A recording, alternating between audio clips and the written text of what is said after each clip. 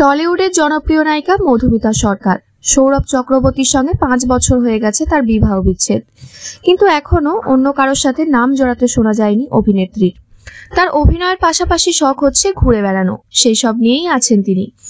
এরই মাঝে দেখা যাচ্ছে অভিনেত্রী সিঁদুর পরছেন, সেই নিয়ে নানা প্রশ্ন উঠে আসে। তবে কি আবারও সম্পর্ক জোড়া লাগলো তার? সেই নিয়ে অভিনেত্রী মধুমিতা সরকারকে জিজ্ঞেস করা হয়। আজকাল হামেশাই তাকে সিঁদুর পরতে দেখা যাচ্ছে।